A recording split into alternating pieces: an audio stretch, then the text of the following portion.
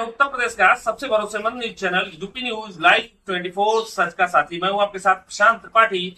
मुख्यमंत्री के गृह जनपद में जहां जीरो टॉलरेंस की नीति है भ्रष्टाचार पे, मुख्यमंत्री हर दिन जनता की फरियाद सुन रहे हैं। सुबह 3 बजे से लेके और 6 बजे सुबह तक, 7 बजे तक डीएम और एसपी उनके दरबार में रहते हैं, जनता की फरियाद सुनते हैं। और मुख्यमंत्री जी का सीधे कहना है कि भ्रष्टाचार के खिलाफ हमारी जीरो टॉलरेंस की नीति है और भ्रष्टाचार पर कड़ा प्रहार करेंगे। लेकिन उन्हीं के गृह जनपद के एक दबंग कोतवाल कहे जाने वाले बड़हलगंज कोतवाली के प्रभारी निरीक्षक सुनील कुमार राय पे का बड़ा आरोप लगा है। सुनील कुमार राय पे आरोप लगा है कि उन्होंने महावीर और हनुमान मंदिर जो गाजीपुर में बन रहा है उसके नाम पे चंदा का खूब पैसा बटोरा जा रहा है और इस चंदे का पैसे का दुरुपयोग कहीं ना कहीं बड़े पैमाने पे किया जा रहा है। इसी बीच हमारे साथ बालेंदु प्रसाद ओझा है जो एंटी करप्शन कोर कमेटी के प्रदेश उपाध्यक्ष भी है। और इस तरीके से उन्होंने कोतवाल के खिलाफ, उन्होंने प्रभारी निरीक्षक के खिलाफ बड़े लंबे समय से वाच किया। वाच करने के बाद जो उनकी चीज उनके पास आई, उन चीजों को लेके उन्होंने एसपी से लेके डीआईजी और एडीजी और डीजीपी तक के मामला संज्ञान में डाला कि प्रभारी निरीक्षक द्वारा अपने खाते में पैसा लिया जा रहा है और इस पैसे का बड़े पैमाने पर दुरुपयोग किया जा रहा है। हमारे साथ इस समय एंटी करप्शन के कमेटी के प्रदेश महासचिव बालेंदु प्रसाद ओझा जी हैं। हम उनसे जानना चाहेंगे कि किस तरीके से इन्होंने इतने बड़े मामले को उजागर करने का प्रयास किया और कितना टाइम और किन संघर्षों का सामना करना पड़ा। सबसे पहले तो आपका स्वागत है जी यूपी न्यूज लाइव 24 पे। धन्यवाद आपके। किस तरीके से ये मामला आपके बीच आया और किस तरीके से लेके प्रशासनिक अधिकारियों के संज्ञान में इन मामलों को आप लाए? देखिए, हम एक anti corruption four of India एक संगठन हमारा है जी, भारत सरकार द्वारा रजिस्टर्ड है और उसमें हमें उत्तर प्रदेश महासचिव का पद दिया गया है जी। और हम लोगों के कमेटी में, संगठन में भ्रष्टाचार के विरुद्ध कहाँ भ्रष्टाचार हो रहा है, कोई पीड़ित व्यक्ति है, कोई परेशान व्यक्ति है, वो हमसे कहे और हमसे जब कहता है या लिखित रूप से देता है तो हमारा संगठन उस पर विचार करता है। और हम लोगों का संगठन में एक टास्क फोर्स का भी गठन हुआ है जो अपने स्तर पर भी थाने में, तहसील में, अन्य जगहों पर भ्रष्टाचार पर हम लोग हमेशा अपनी निगाहें लगाए रखते हैं जी।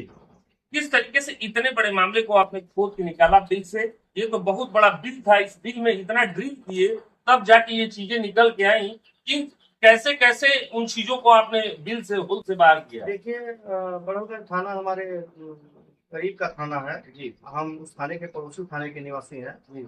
और आए दिन बड़ौलगंज में आना जाना रहता है, तमाम चर्चाएं होती हैं कि बड़ौलगंज कोतवाल द्वारा शिकायती पत्र शिकायतकर्ताओं द्वारा जब दिया जाता है तो उन्हें जो है शासन से पृथक पर्ची भी नहीं उपलब्ध कराई जाती जी। और दूसरी बात यह छन करके सामने आई कि कुछ तमाम फरियादियों से इनके द्वारा अपने गांव के बगल में स्थित कोई छपरी महावीर धाम समिति के नाम से कोई मंदिर है, जहां के नाम पर इनके द्वारा चंदा नकद के रूप में, रसीद के रूप में और अपने बैंक अकाउंट के रूप में लिया जा रहा है, जो उत्तर प्रदेश एक लोक सेवक राज्य कर्मचारी आचरण नियमावली के विरुद्ध है। और हमने जब इस पर पता लगाना शुरू किया तो मैंने इनका QR कोड, इनके द्वारा जो ऑनलाइन पेमेंट लिया गया है, जो रसीदें इनके द्वारा जारी की गई हैं और तमाम कुछ ऐसे भी सूचियां जारी, जो सूचियों में इन्होंने अपना अंकित किया है, उसका जो है मुझे प्रमाण अपने सूत्रों द्वारा मुझे मिला। अच्छा, ये कह रहे हैं कि इन चीजों को लेके जो बड़हलगंज के प्रभारी निरीक्षक है सुनील कुमार राय, उनका क्या अभी तक फीडबैक है? जैसे कि जब आपने एप्लीकेशन दिया तो उनका कहीं से कॉल या फोन या कहीं से दबाव आपके ऊपर बन रहा है? क्योंकि सबसे बड़ी चीज है कि आप एक वर्दी के खिलाफ बड़े लेवल पे काम कर रहे हैं और आपके पड़ोसी थाना के बगल में खुद थाने पे भी बने हुए हैं।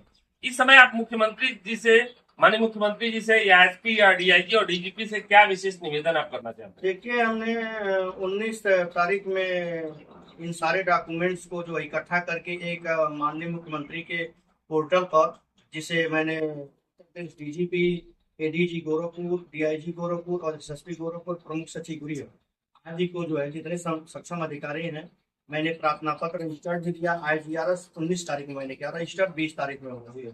मेरे रजिस्टर और IGRS करने के बाद थाना अध्यक्ष बड़हलगंज ने मुझे 8:25 पर एक किसी कॉल नंबर से, मोबाइल नंबर पर से मेरे मोबाइल पर फ़ोन किया कि हमारा आपका कोई विरोध नहीं है। तमाम बातें उन्होंने बताया। तो उन्होंने एक कहा कि आप हमारे साथ आइए, बैठ करके कुछ बातें हैं और हमारे कम से कम थाने बैठ करके चाय पी लीजिए। लेकिन मैंने इस बात से इनकार कर लिया। तो मुझे लगा कि कहीं न कहीं ये मुझे प्रभाव में लेना चाहते हैं, लेकिन मैंने इससे साफ इनकार कर दिया। उसके बाद हमारे पास उनके तमाम ज्ञात अज्ञात लोगों द्वारा जो अस्पष्ट रूप से सिफारिशों के रूप में कहा जा रहा है, लेकिन उस पर मुझे कुछ कहना नहीं है। हम चूंकि एंटी करप्शन कोड से जुड़े हुए हैं, एंटी करप्शन कोड के सिद्धांतों का पालन करते हुए अपने संगठन के प्रति उत्तरदायित्व निभा रहे हैं। जिस तरीके से माननीय मुख्यमंत्री जी का जीरो टॉलरेंस पे नहीं था, अभी विधायक जी का भी वर्जन आया, उत्तर प्रदेश के चिल्लू पार्क के विधायक जी का भी वर्जन आया, उत्तर प्रदेश के पूर्व विधायक विनय शंकर जी का भी वर्जन आया, तमाम चिल्लू पार्क की भाजपा की महिला अभिनेत्री अस्मिता चंद का भी आया, संजय मिश्रा जी का आया, माया शंकर शुक्ल जो जिला पंचायत सदस्य है उनका भी वर्जन पेपरों में लगा है। लोगों ने कहा कि शासन की जो व्यवस्था है वो कहीं ना कहीं चंदा लेने का नहीं है मेन अकाउंट पे। क्या जब हम लोगों ने इस बाबत एसओ साहब से जब संपर्क करने की कोशिश की तो उन्होंने कहा कि मंदिर बनाने के नाम पे लिया गया, मंदिर वहां पे बन रहा है, जाके देख ले, इस तरीके का उन्होंने बात कर रहे हैं, उन्होंने बात कर रहे हैं। क्या क्या ये किस तरीके का ये अपराध की श्रेणी में आता है? देखिए, धर्म हर व्यक्ति के का निजी अधिकार है और धार्मिक कार्यों में किसी को कोई रोक नहीं सकता है जी।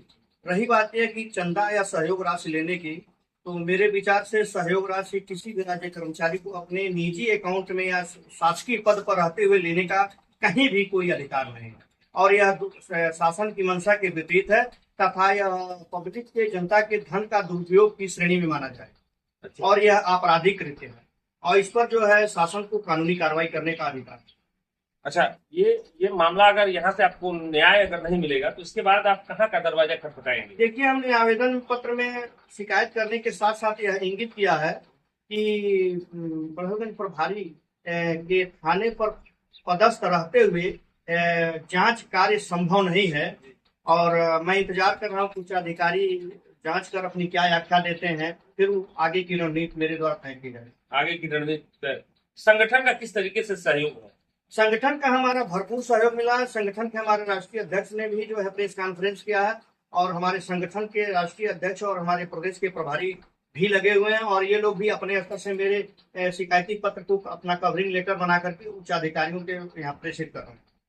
सामाजिक जो लेवल के सामाजिक कार्यकर्ता है, सामाजिक कार्यकर्ता की भी मेन भूमिका होती है, उन लोगों का किस तरीके से आपको समर्थन मिल रहा है? देखिए, चूंकि प्रशासनिक अधिकारी हैं और हर व्यक्ति आज के समय में किसी प्रशासनिक अधिकारी का खुल करके जब तक वह रहेगा तब तक विरोध करने की स्थिति में नहीं रहता जी। और यदि यह न रहे तो और अधिक मामले खुलासे हो सकते हैं, चूंकि इनका जो है भ्रष्टाचार से लगाव जो है कुशीनगर में तैनाती के दौरान वहाँ इनके खिलाफ मुकदमा दर्ज हुआ है। इसका मतलब यह है कि इनका जो है कुशीनगर में मुकदमा दर्ज, कुशीनगर में भी इनके प्रति किसी तरह की जांच वगैरह चल रही थी, कुछ शराब तस्करी उसके मामले में, और वहाँ भी FIR दर्ज हुआ। उसका हम लोग मॉनिटरिंग कर रहे हैं, डिटेल निकाल रहे हैं। जैसी स्थिति बनेगी फिर उस पर भी विचार किया जाए। ये थे बालेंदु प्रसाद ओझा, जिनका सीधे कहना है कि इस तरीके से भ्रष्टाचार पे हम लोग भी कड़ी चोट करेंगे और राज्य सरकार के पैसे का जो दुरुपयोग, जनता के पैसे का दुरुपयोग है, वो कहीं ना कहीं राज्य सरकार के पैसे का दुरुपयोग है और इस दुरुपयोग को बड़े पैमाने पे खोला जाएगा और इस पैसे का राजस्व का बचत हम लोग कराएंगे और इस तरीके से आने वाले समय में भी इस लेवल से लोगों को जागरूक रहना पड़ेगा कि इस तरीके के जब काम हो तो इसकी सूचना बड़े स्तर पर पुलिस के आला अधिकारियों को दे। हमारे साथ ओझा जी फिर है। मेरा कहना यह है कि ये जो कार्य कर रहे हैं प्रभारी बड़हलगंज द्वारा जो किया जा रहा है लेन देन का कार्य जी, यह यदि उनके अपने खाते से या किसी अपने संबंधित खाते से उन्होंने पैसा लिया है नहीं लिया है तो उनको स्पष्ट रूप से जांच अधिकारी को आज करीब एक सप्ताह हो गया इनको लिख कर देना चाहिए कि मैंने अपने निजी अकाउंट में कोई धनराशि नहीं ली है। अभी आपके जानने में जांच अधिकारी कौन नियुक्त किया गया? जैसा कि मैंने समाचार पत्रों में पढ़ा है तो उसमें जो है हमारे SP साउथ महोदय ने CO गोला को जांच सौंपी है। लेकिन मेरा यह कहना है कि ये जो भी कृत्य है या किसी भी कर्मचारी, राज्य कर्मचारी या पदाधिकारी द्वारा जो भी कार्रवाई चल रही है, इनके द्वारा कार्रवाई की जा रही थी प्रभारी निदेशक प्रबंधन द्वारा। यह उत्तर प्रदेश राज्य कर्मचारी आचरण नियमावली के विपरीत इसमें देखिए सीधे कहना है कि उत्तर प्रदेश राज्य कर्मचारी आचरण नियमावली के सीधे ये विपरीत है और इस तरीके से जनता के पैसे का दुरुपयोग नहीं होने पाएगा। और हम लोग इसको लेके बड़े उच्च अधिकारियों के संज्ञान में इस मामले को डाल चुके हैं और अगला दरवाजा, अगर न्याय नहीं मिला तो अगला दरवाजा भी हम लोग खटखटाने के लिए तैयार है। कैमरामैन सर्वेश तिवारी के साथ प्रशांत त्रिपाठी की रिपोर्ट, गोरखपुर।